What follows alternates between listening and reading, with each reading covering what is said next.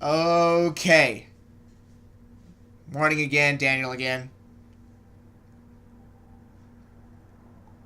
Let's talk. What do you think we're talking about?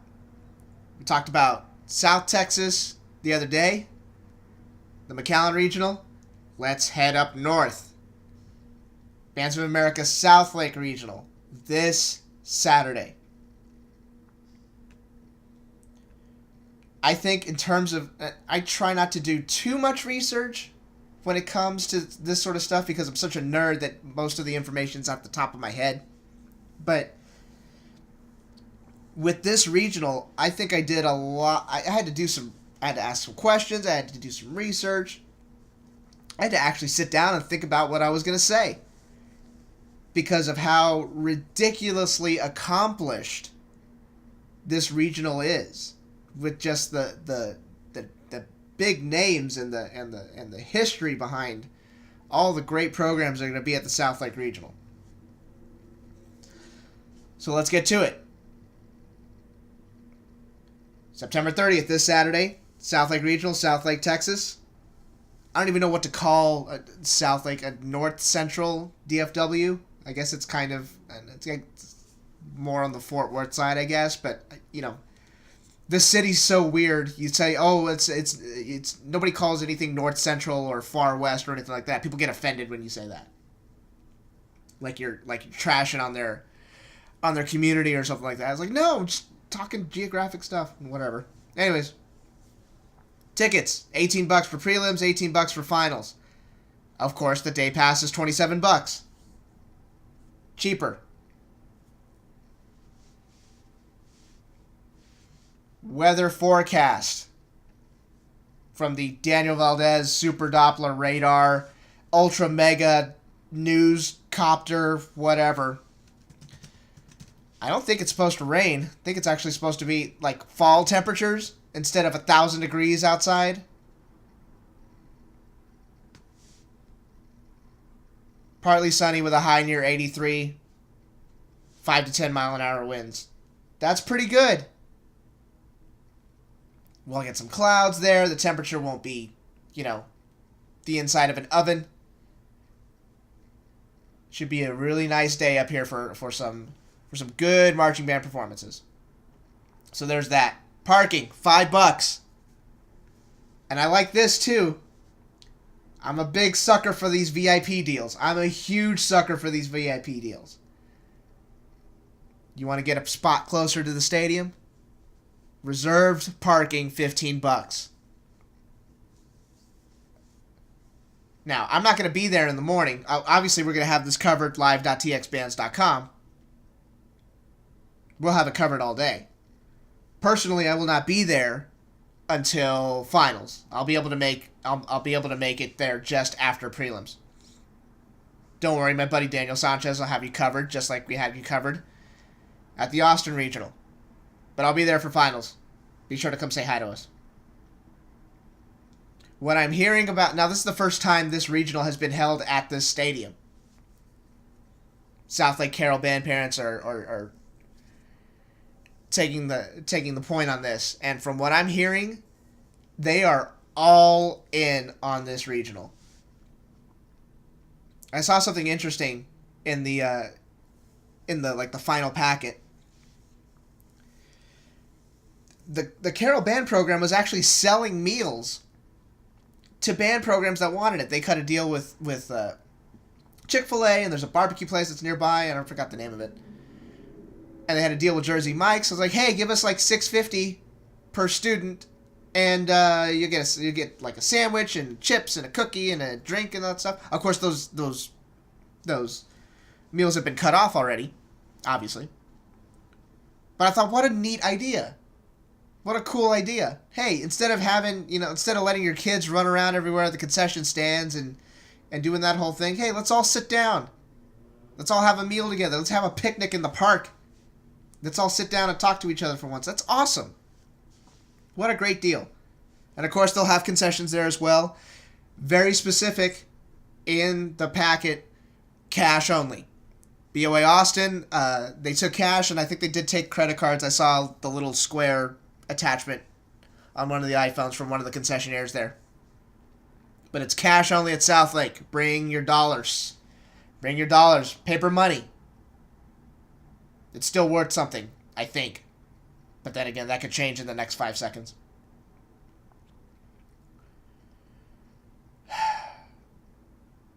Man.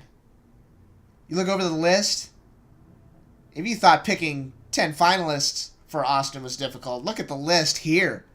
I mean, damn. 2016 state finalists. About half of them are going to be here. 2015 5A finalists. Because remember, the conferences do state contest every 2 years. Half of them are going to be here. So it's spreading over Conference 6A, Conference 5A. Very accomplished programs. I mean, I don't even know where to begin, to be honest with you. And then you put all that... I can't even count the amount of regional titles held by all these programs that are here. I don't even think I want to count. I did some sort of spreadsheet before the beginning of the season just for Louisville ISD for the past 10 years. And not including this year, like from 2006 to 2016, Louisville ISD, anytime a Louisville ISD band goes to a Bands of America Regional, they end up winning like 30-35% of the time. And that includes the regionals that they don't even attend. And that percentage is still way up there. So to say that Louisville ISD is probably the most accomplished marching band district in the state is it's a little bit of an understatement. Those kids are awesome. Every year they just put on, every year Hebron puts on an amazing program. Every year Marcus puts on an amazing program. Flower Mound, every year for the past 4 or 5 years, they're relatively new to this, and I use the word new in quotations. But they've been putting on just knockdown, ridiculously awesome musical performances every year. I mean, it's really overwhelming to see how good some of the bands are in the DFW are. To see how awesome they are. It's crazy.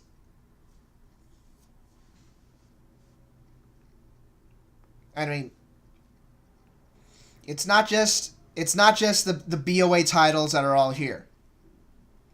It's across UIL as well. One of the most difficult things to do in this activity is to have a program be consistently successful in both UIL and the BOA judging sheets. It is so difficult to do. Very few programs can make that happen. And it's the nature of the game. There are two completely different ways of thinking about the activity.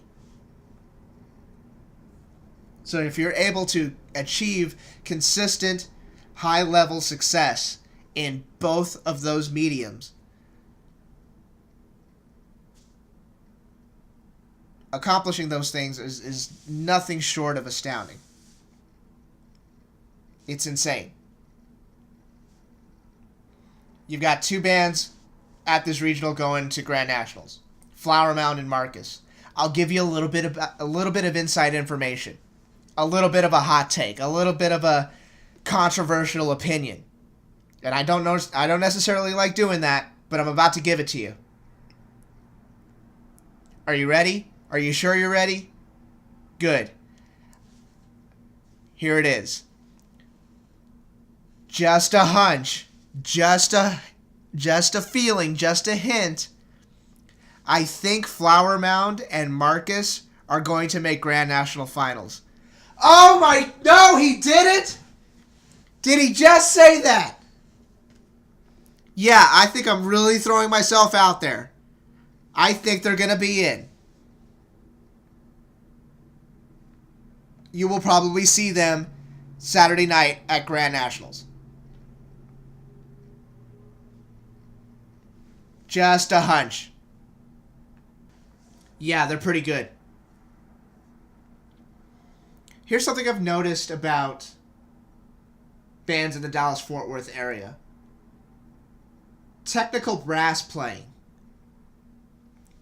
It seems like these programs, I mean, it's not just Louisville ISD. I think I would say Dallas-Fort Worth as a whole. The technical brass playing up here is phenomenal. Just whole sections. Like, the directors just give the kids, here's a page. Hey, trumpet player, here's a page with a bunch of black notes on it. Play it. And they go, oh, okay, cool. And they play it, and it sounds like they're sitting down. And isn't that the goal, really? The whole point of... let me rephrase that. The goal is to sound like you're sitting down in a concert hall on the field.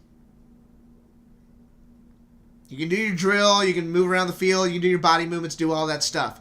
As long as you sound like you're sitting down at the Meyerson or wherever, if you can sound like that and move around the field at the same time, or be positioned in different areas of the field at the same time, that's the sign of a really, really talented program. It is difficult to do that. It is very difficult to do that. So when you get programs that sound like wind symphonies, it is such a joy and such a treat to just sit back and listen to the awesome, wonderful, fantastic sounds that are coming from a marching field. I didn't think those types of sounds existed. And then with these DFW programs, it seems like you're getting it every year. Fantastic stuff. So here's the deal with this regional.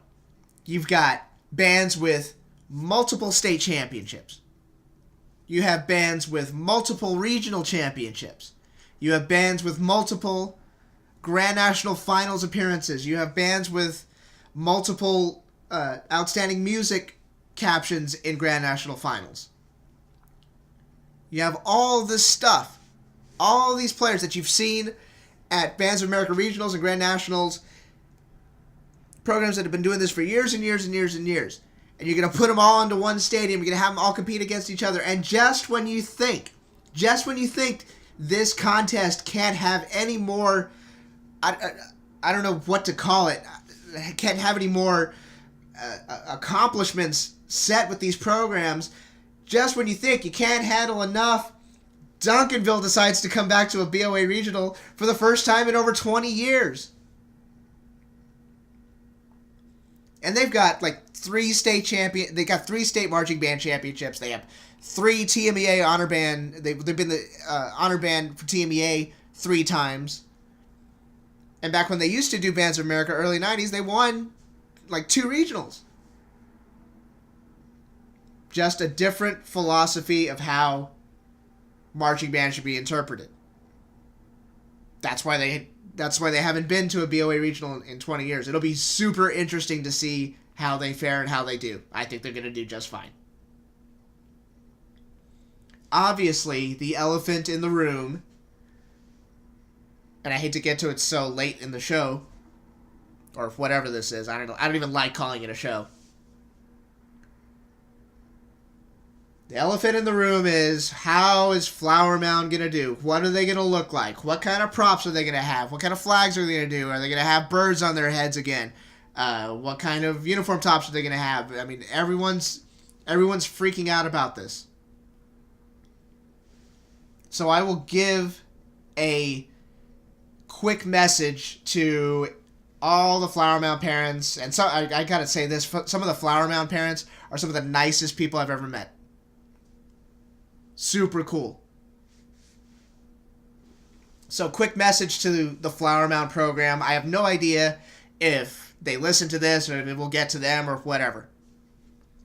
So, here it goes. There will be a lot of people talking on social media and our TexasBands.com website, and if you read through comments and do all that stuff, you will notice that a lot of people are putting a lot of weight on your shoulders, especially with the Grand Nationals, with Grand Nationals coming up in about a month and a half. Any advice I give would be this. The expectations you have as an individual to do the best that you can possibly do, those are the expectations that really matter. It doesn't matter what I say. It doesn't matter what anyone else really says. The expectations you have for yourself, the desire, the passion, the willingness to risk everything to put on a great product, to prove to yourself that you can accomplish any task that is given to you, those are the real expectations. Those are the expectations that matter. Doesn't matter what some guy on the internet says. Being able to look back and say, hey, I did that, and we did that as a team, as one program, one band. That's what you shoot for. And in reality, that's what every program really shoots for. Do the best that you can possibly do. Trophies and medals and contest championships and all that stuff, those are determined by people that you may never meet. The only thing you can do is state your case. That is all you can do. And with the way that program has performed over the past couple of years, they're not just making statements. I mean, these are just phenomenal works of art. And there's not very many programs that you can say that put on works of art on the field. When you can transcend the activity, when you can go beyond, hey, we're just wearing dinkles and bibbers and that sort of stuff. When you can go beyond that and you can really talk about a marching show that looks, feels, and sounds like a work of art, now we're talking. Now that's some high-level stuff right there. And I'll put this out there for anybody who's going to be watching on flowmarching.com this weekend, or is actually going to be at the stadium. You know, everybody wants these programs to do amazing things. But it is still, like I said before in the past shows or whatever, it is still a marathon. It is not a sprint. So even now, don't be surprised if you see some big programs that don't have all their props on the field or don't have all the silks and, you know, that have material missing from the show. It is still a marathon. The goal is to max out at your final performance with all the bells and whistles in. It doesn't matter if it's going to be at San Antonio Super Regional or if it's going to be the Alamodome for a state contest or Grand Nationals. The goal is to max out at the appropriate time. This contest will be insane in terms of depth, in terms of like really, really good programs, all from like top to bottom. This is probably the best regional in the state of Texas. Aside, of course, from the Super Regional, which we'll get to that in a couple of weeks. But man, and I got some good stories for that as well. I think I'm done here. Like I said, I personally will be there for finals, but we will have people in the stands ready to go covering the Southlake Regional, live.txbands.com. Hope to see you all there. Should be a fantastic day for some awesome, good, really, really good marching band stuff. I'm done here. I will talk to you all in a few days after the dust settles from all these crazy regionals. It's all about Team Texas this week, baby. It's all about Team Texas. So strap in. Get ready. Let's go. Take care. Adios. Bye-bye.